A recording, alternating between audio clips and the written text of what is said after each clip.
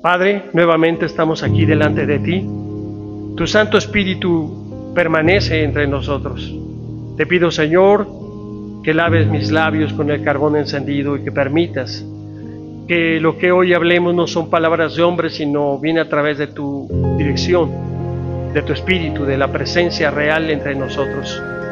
Permite, Señor, que este remanente que está aquí pueda, Señor, ser edificado conforme a tus planes, conforme a tus propósitos. Danos ese alimento, ese pan de vida, Señor, que cada vez que abrimos las Escrituras nos instruyes, nos reprendes, nos corriges, nos exhortas, nos animas, tantas cosas, Señor, que vienen de ti. En estos tiempos aún necesitamos cada vez más de tu dirección a través de tu Santo Espíritu, pero guiados siempre por tu palabra. Aquí estamos atentos. Permítenos recibir el alimento que tienes para cada uno de los que están aquí presentes y los que nos escucharán. En el nombre de Jesús, amén. Pues muy bien, familia, acompáñenme las Escrituras en el libro de Romanos 8:28. Dice la palabra de Dios: y sabemos que los que aman a Dios, todas las cosas le ayudan a bien. Esto es, a los que conforme a su propósito son llamados. Porque los que antes conoció, también los predestinó para que fuesen hechos conformes a la imagen de su Hijo, para que Él sea el primogénito entre muchos hermanos.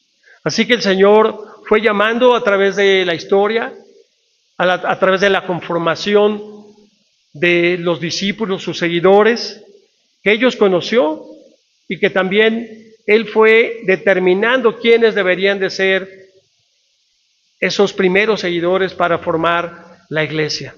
Y a través de los años, a través de los siglos, como hoy, seguir hablando de lo que Él realizó y de lo que ellos realizaron, continuaron la obra que nuestro Señor Jesús había ya visto que sucedería.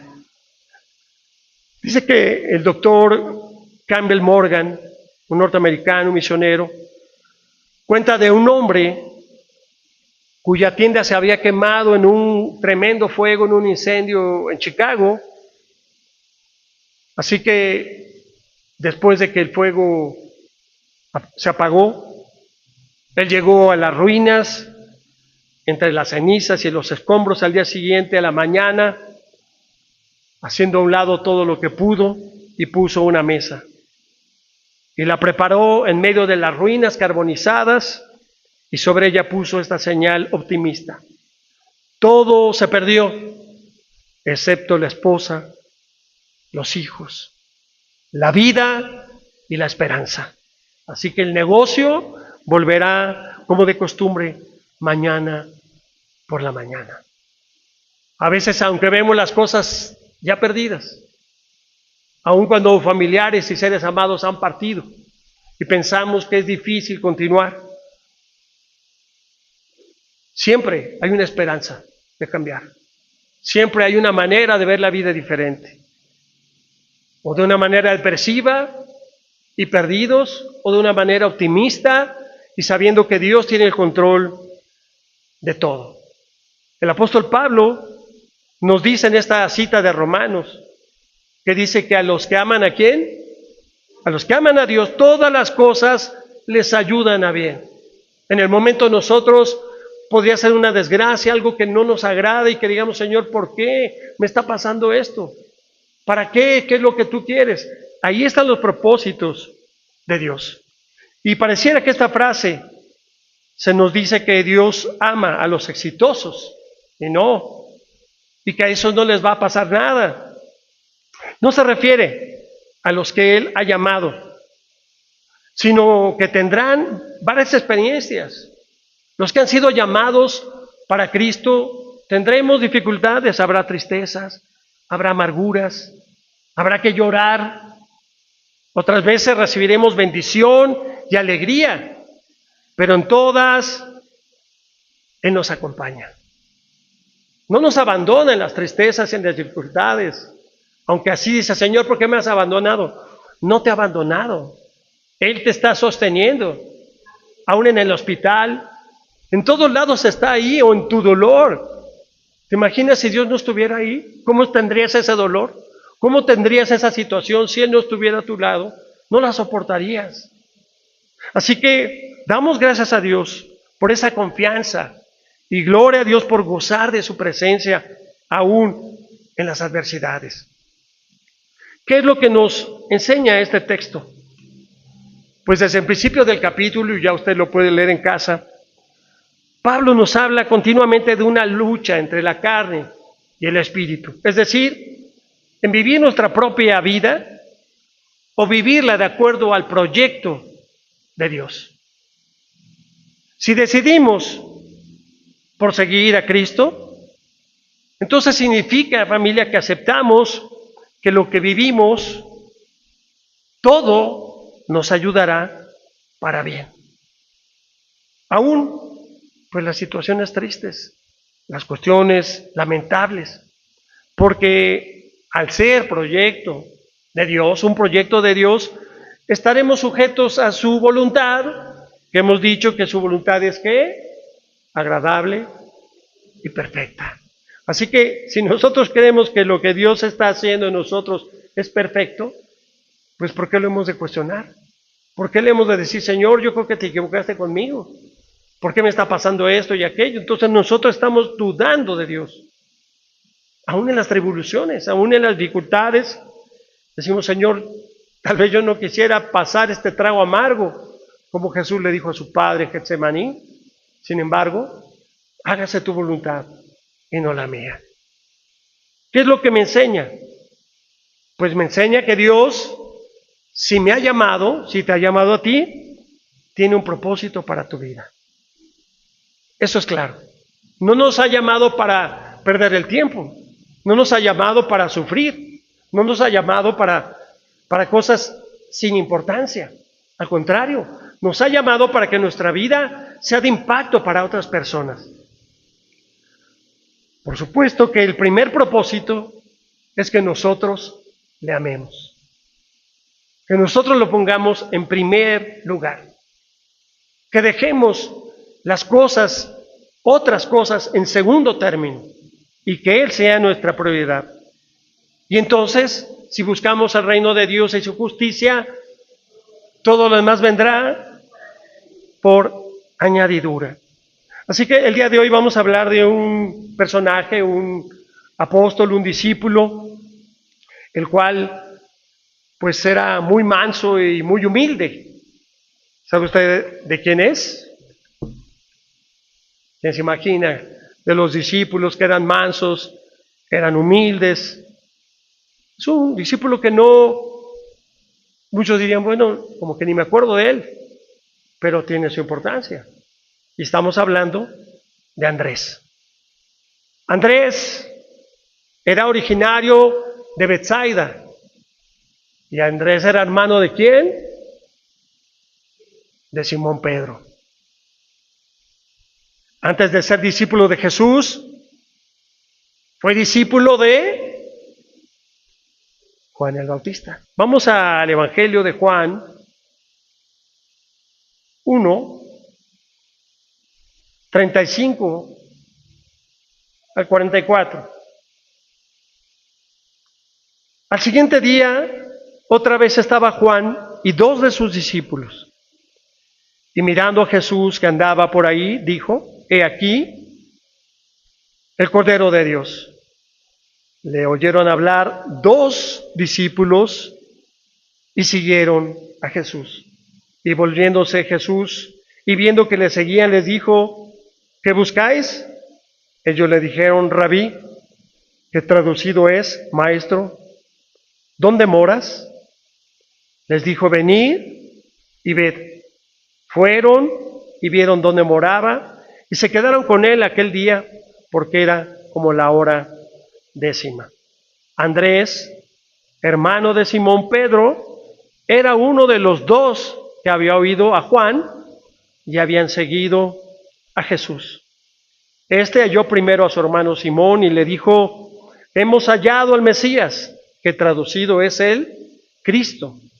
Y le trajo a Jesús, y mirándole Jesús dijo, tú eres Simón, hijo de Jonás, tú eres llamado Cefas, que quiere decir Pedro. En griego, Petros, piedra. El siguiente día quiso Jesús ir a Galilea y halló a Felipe y dijo, sígueme. Y Felipe era de Betsaida, la ciudad de Andrés y de Pedro. Así que, bueno, ahí estamos encontrando de dónde venía Andrés, hermano de Simón Pedro, un discípulo de Juan el Bautista. Vemos que ellos deciden seguir a Jesús y se va a vivir Andrés con Pedro a Capernaum, donde se hacen socios en la pesca. Acompáñame, Marcos 1:29. Al salir de la sinagoga vinieron a casa de Simón y Andrés con Jacobo y Juan, y la suegra de Simón estaba acostada con fiebre, y enseguida le hablaron de ella. Entonces él se acercó y la tomó de la mano y la levantó e inmediatamente le dejó la fiebre y ella le servía. Entonces vemos ahí nuevamente a Andrés, que acompañaba a Simón, su hermano, para ir a visitar a su suegra que estaba enferma. Pero recordemos que Andrés de alguna manera pues no formaba parte de los discípulos íntimos, de Jesús, como eran Pedro, Jacobo y Juan.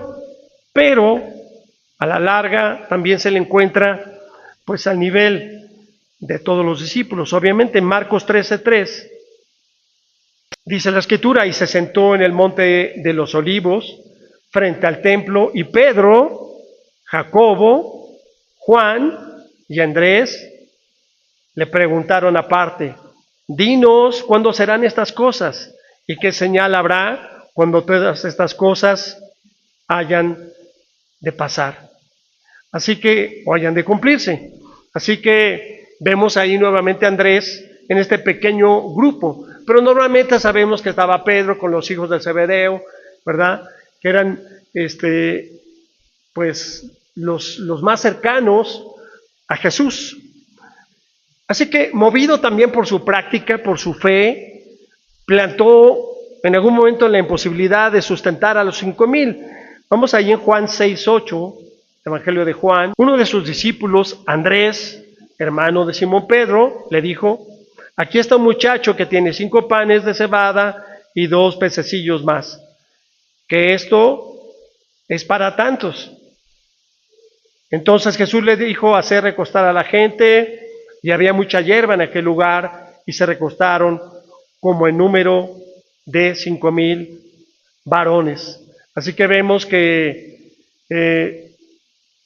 anteriormente en el versículo 7 dice, Felipe le respondió, 200 denarios de pan no bastarían para que cada uno de ellos tomase un poco. Así que vemos aquí también a Andrés, pues dudando de que se pudiera darle de comer a tantas personas que estuvieron ahí. También recordemos a Andrés ahí en el aposento alto, después de la ascensión, Hechos 1:13.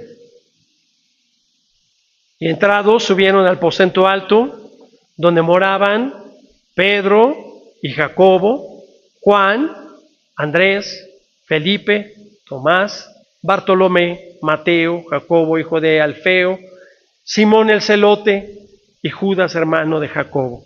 Recordemos que ya estaban ahí todos en el aposento alto. Y algo increíble, que después de este versículo ya no se vuelve a saber nada de Andrés en la Biblia. No hay ningún otro versículo donde Andrés vuelva a aparecer. Pasa lo mismo que con José, ¿verdad? El esposo de María. Ya no se sabe nada de él. Se dice, ¿verdad?, que murió joven. No narra tampoco la muerte. De igual manera aquí, en el caso de Andrés, según la tradición cristiana, dice que lo crucificaron en la ciudad de Acayas y después de una actividad que hubo misionera. Pero de ahí fuera, pues no se sabe absolutamente nada más de Andrés. ¿Cuál es el propósito de hablar de este discípulo? Bueno, pues debe de servirnos de ayuda para comprender la importancia del espíritu de Andrés, del carácter de Andrés. Andrés trataba de seguir el ejemplo de humildad y de conformidad en ocupar un segundo puesto. Porque recordemos que tanto en los trabajos como en la familia, no todos ocupan el mismo lugar. El padre, el varón, se dice que es la cabeza del hogar. Y cuando no está ese padre, bueno, pues la mamá o el abuelo es quienes toman esta responsabilidad. Pero no todos pueden ser cabeza. Así es que él entendía esa parte donde Jesús era la cabeza de ese grupo, pero había otros miembros, como en el caso de su hermano, que tenía más arrojo, que era más extrovertido, que tenía otras capacidades que él tal vez no tenía. Así que él disfrutaba también de estar y pertenecer a este grupo donde Jesús los había llamado. Pregunta, ¿qué habrá visto Jesús en Andrés para llamarlo? Porque hemos preguntado, ¿y qué vio Jesús en ti? ¿Qué vio Jesús en mí para llamarnos a formar parte de sus discípulos? Algunos podrán decir, es que yo soy muy buen organizador, yo soy líder, yo soy tal cosa y tengo muchas capacidades. Pero hay personas que dicen, pues la verdad, yo soy muy tímida, casi no hablo, siento que no. Y hay muchas cosas que a lo mejor tú no tienes, que otras hermanas o hermanos sí tienen, y dirán, con razón llamó a tal persona y a mí no entiendo por qué, honestamente me llamó. Así que el propósito de lo que vio no solamente Jesús en Andrés, sino la respuesta de qué vio Andrés en Jesús. Porque nosotros pensamos, ¿verdad? Sabemos que Jesús nos llama con un propósito y nos integra en su cuerpo. Porque dice que todos los miembros son importantes. Todo lo que cada uno de nosotros hacemos para el reino es muy importante. Pero hay una característica que vamos a deslumbrar en este estudio, es precisamente que Jesús tenía ese don de servicio. Él dice, yo no vine a ser servido, sino a servir. Así que Andrés era un hombre humilde, era un hombre de bajo perfil. ¿Y qué pruebas tenemos de esas características? Porque Andrés no llega a ser uno de los más importantes o protagonistas en las Escrituras, ni uno de los amigos íntimos de Jesús, o como el discípulo amado Juan, pero sabe seguir al Maestro, sabe estar en el grupo, serle fiel, andar sin reclamar puestos importantes o jerarquías entre el grupo de los discípulos. Son aquellas personas que saben adaptarse, que saben moldearse a las circunstancias y que no ponen obstáculos, que no ponen peros, sino que participan y se unen y siempre están dispuestos. ¿Por qué no? ¿Por qué no exigía la igualdad con Pedro, con Juan, con Jacobo? Todos de alguna manera eran buenos amigos y compañeros de trabajo. En otras actividades que eran comunes, pero Andrés tenía esta reverencia para con Jesús, que nunca intentaba acercársele demasiado. Andrés tenía una reverencia especial para con Jesús. ¿Por qué? Hay algún antecedente muy importante. ¿Qué había dicho Juan el Bautista acerca de Jesús? Acompáñeme allí en Juan 1, 35 y 36. El siguiente día otra vez estaba Juan, estamos hablando de Juan el Bautista, y dos de sus discípulos. Ahí estaba Andrés.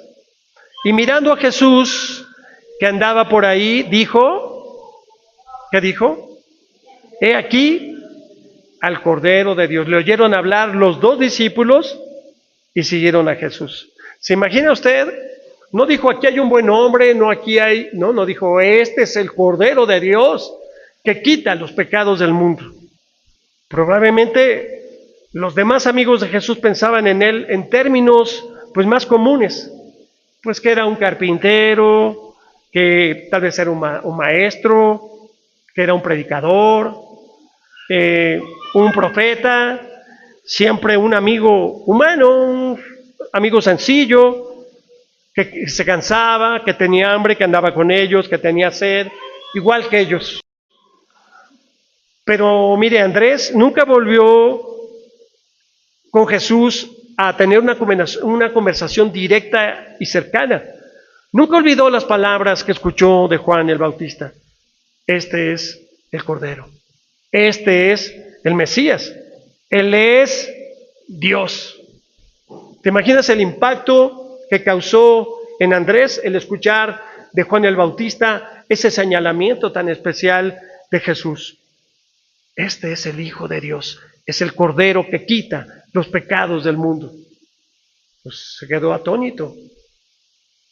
Y él desde ese momento le tuvo una reverencia tan grande que al grado que dejó a Juan el Bautista para seguir a Jesús. Tremenda humildad, reverencia, fe, devoción, son los elementos de este discípulo Andrés, reverenciando a Jesús cada día. Y surge esa pregunta, ¿qué tanto reverenciamos hoy a Jesús?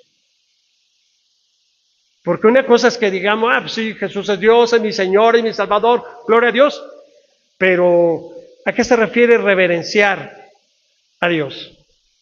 Reverenciar a Jesús. Darle el honor, darle la gloria, darle el lugar que Él se merece, ¿verdad? Como se usa el nombre de Jesús en el lenguaje vulgar de la calle, como se demuestra la reverencia. ¿Cómo podemos formar, familia, un espíritu de reverencia en estos tiempos con Jesús? Cuando las personas son irreverentes para todo, para hablarle a sus padres, con las autoridades, son irreverentes para la iglesia, son irreverentes para muchas cosas. Hay tanta irreverencia en estos tiempos. Antes las personas, lo hemos platicado, ¿verdad? Para hablar con tu padre, tenía que ser en buen tono, besarle la mano, hablarle de usted. Había un respeto, no era fácil que le hablaras de tú a tu papá, te iban a dar los dientes por allá. Se fue perdiendo el respeto y se fue como acercando la amistad. Ahora somos amigos. No somos amigos. El respeto, la reverencia que debemos de tener. Así que no me cabe duda que Andrés sintió reverencia y amor tan grande por Jesús, que inmediatamente cuando escuchó, ¿qué fue lo que fue a hacer? Fue a buscar a su hermano. Escuchó de Jesús, es el Cordero, y lo primero que hizo fue buscar a su hermano Simón Pedro, para que él también pudiera gozar de la misma experiencia. Nosotros, familia, hemos recibido las enseñanzas preciosas de Jesús. Hemos recibido la salvación. Hemos recibido el mensaje. ¿Y qué hacemos?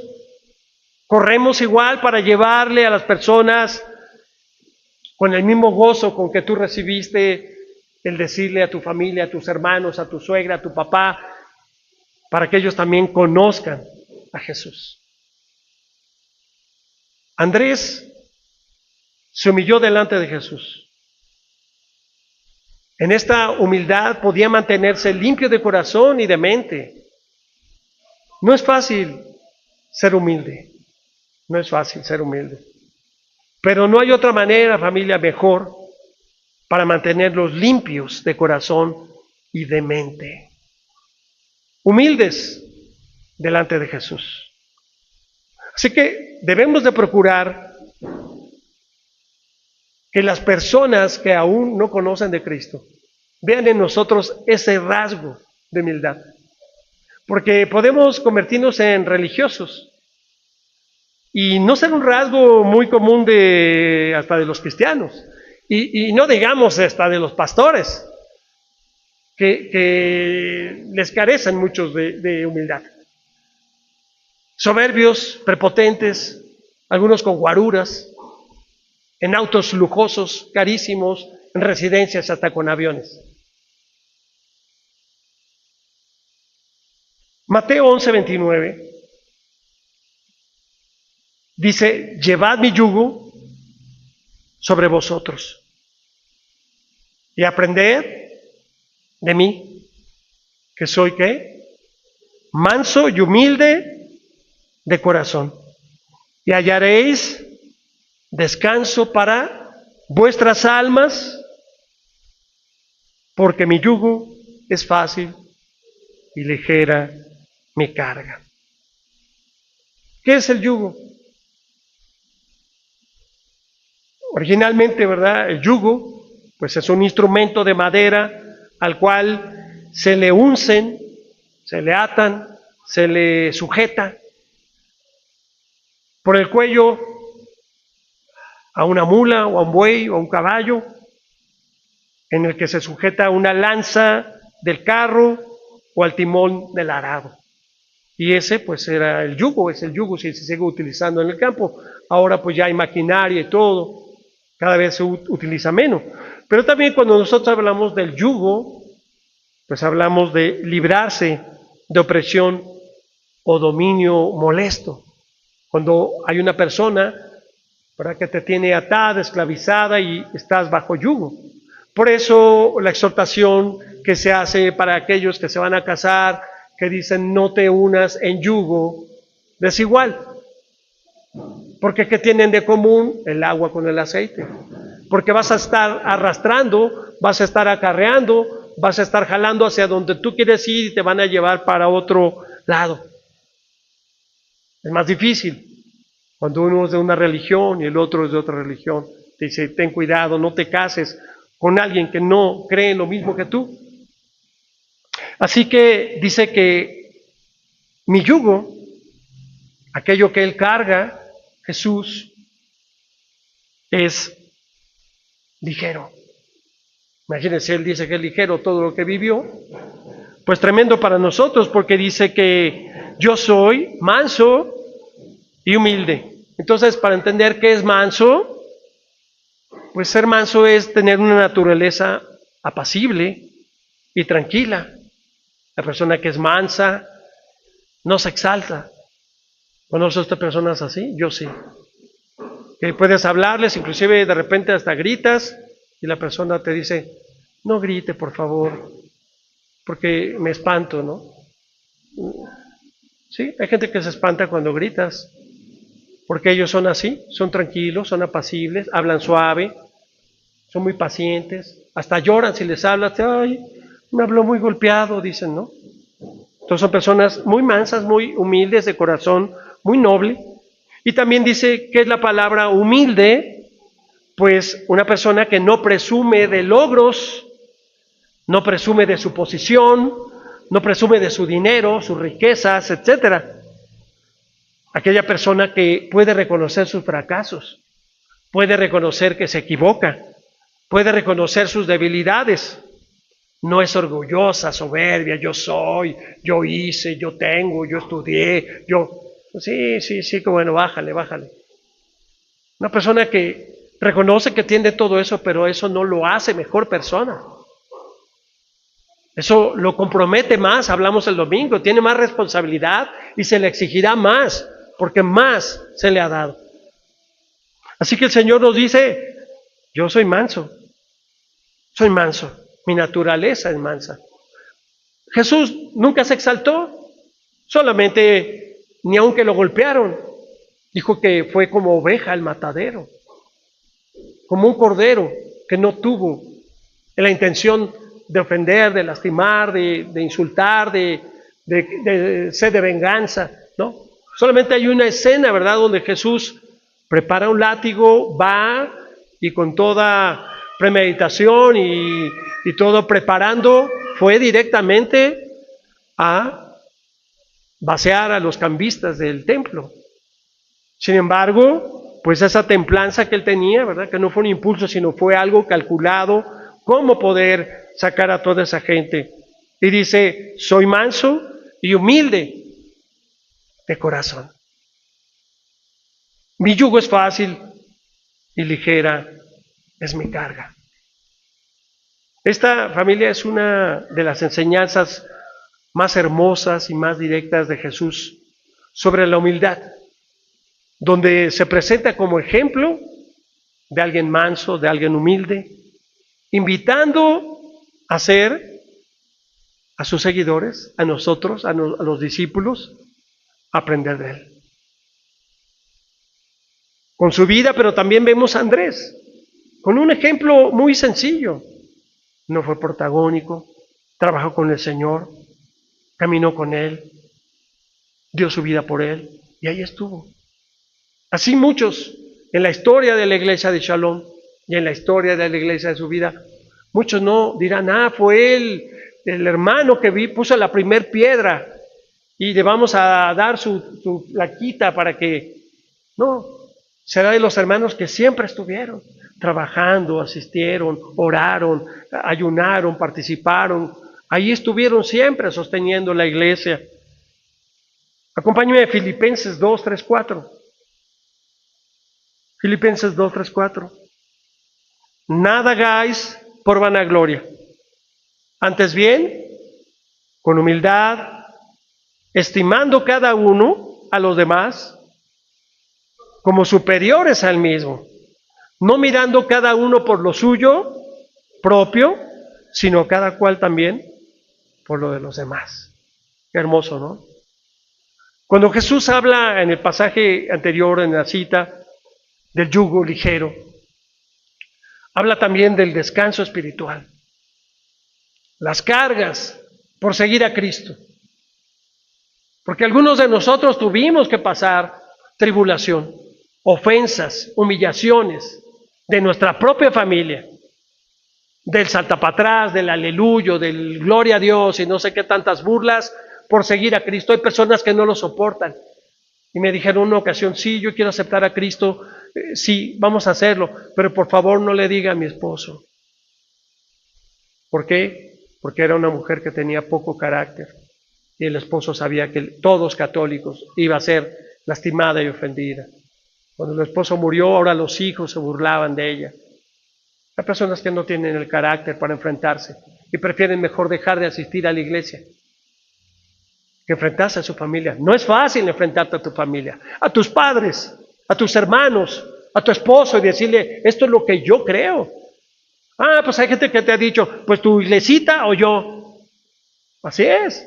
Te van a poner porque dice Jesús, yo no he venido a traer paz, he venido a traer distensión entre padres, entre hijos, entre hermanos, con tu nuera, para ver quién realmente es el que me sigue, quién cree en mí. Dios no quiere que haya divisiones en las familias, lo que quiere es que haya convicción de a quién estamos siguiendo, si estamos decididos, si es lo más importante para tu vida, porque si tú logras convencer que es lo más importante, a lo mejor tu esposa, tu esposo se enojan, pero cuando ellos te vean firme, cambiando, transformando, reconocerán que sí es de verdad lo que estás haciendo, que tú has cambiado y ellos también querrán tener lo que tú tienes.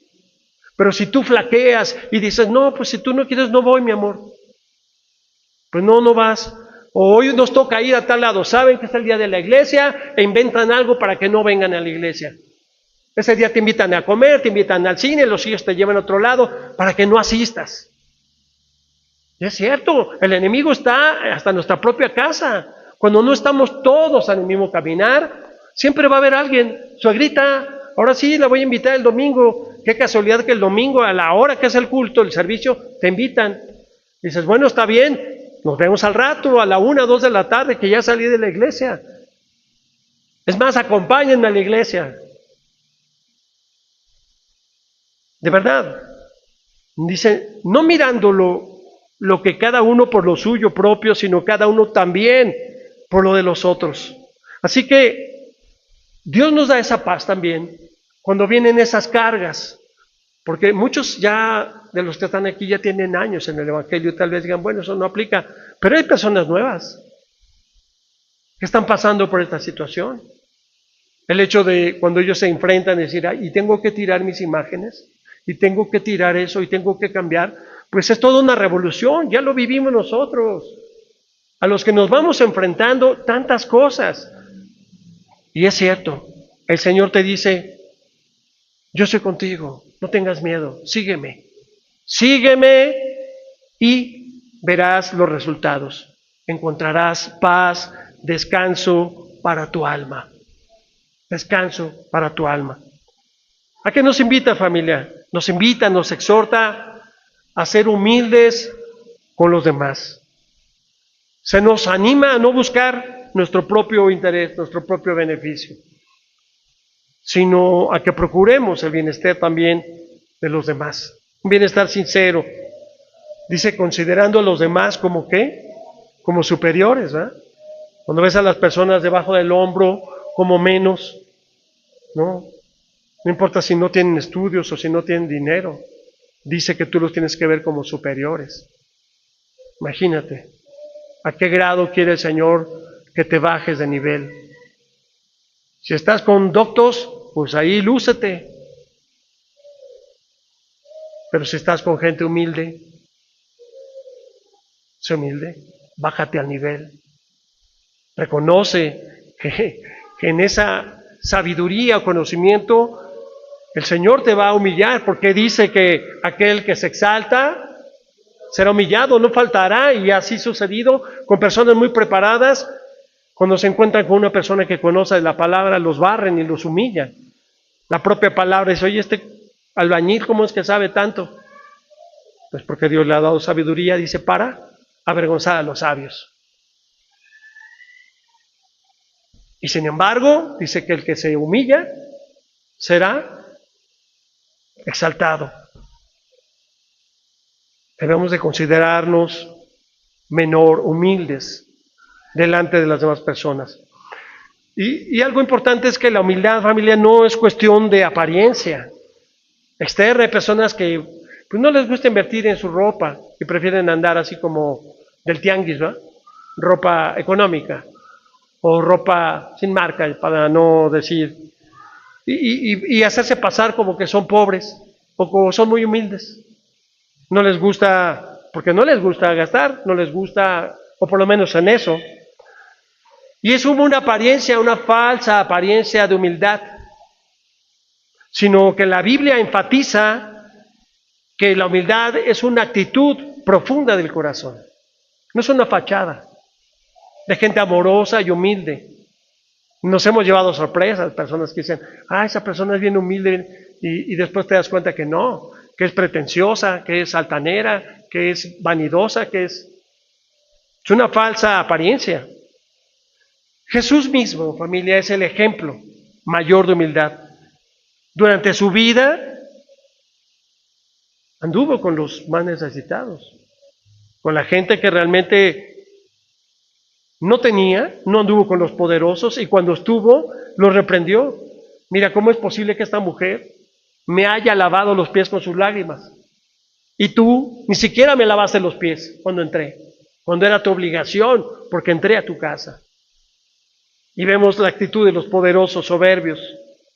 Y él, Jesús, siendo Dios, se humilló, se hizo hombre y sirvió a los demás, mostrando que no debemos vivir con orgullo ni arrogancia.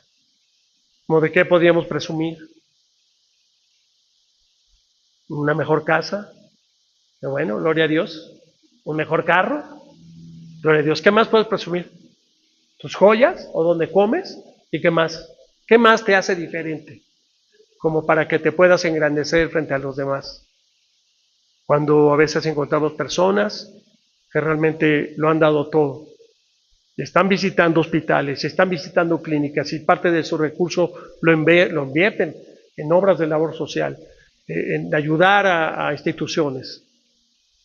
Y no andan pavoneándose ni diciendo que ellos hicieron, ni dieron, y ahora el Teletón, y salen con su chequezote y anunciándose. No, que tu mano derecha no sepa lo que hace la izquierda, porque lo haces de corazón. Y concluyo con Santiago. Acompáñenme a Santiago 4:10. Humillaos delante del Señor, y Él los exaltará. El ser humilde, familia, nos enseña que es una virtud esencial.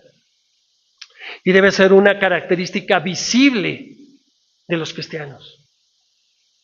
Así como hemos hablado del gozo, el gozo debe ser un fruto de los cristianos. No podemos ser cristianos y estar tristes, estar todo el tiempo llorando. Sabemos que hay situaciones que nos entristecen, pero una característica del cristiano es el gozo. El gozo de la salvación dice: gócense, regocíjense y vuélvanse a gozar de que somos salvos de la ira venidera. Así que la humildad es un rasgo visible de los cristianos, una actitud del corazón que nos lleva a depender directamente de Dios, a servir a los demás y a encontrar descanso espiritual en Cristo. Así que, pues la exhortación, familia, para este día es que pues podamos aprender de este discípulo, de Andrés, que tal vez no sabíamos mucho de él, pero hoy conocemos parte del corazón, por qué Jesús lo mandó a llamar, porque sabía que iba a ser un siervo amoroso, un siervo que participaba, un siervo que trabajó, un siervo que caminó hasta el final de sus días, dando su propia vida en una campaña misionera para entregar su propia vida por nuestro Señor Jesucristo. Cierre sus ojos. Padre, gracias, Señor, por habernos llamado. Gracias por considerarnos en tus propósitos, en el proyecto de vida, en el proyecto de tu iglesia. Ahora, Señor, permíteme y dame fuerzas para estar dentro de tu proyecto de justicia, de amor y de vida.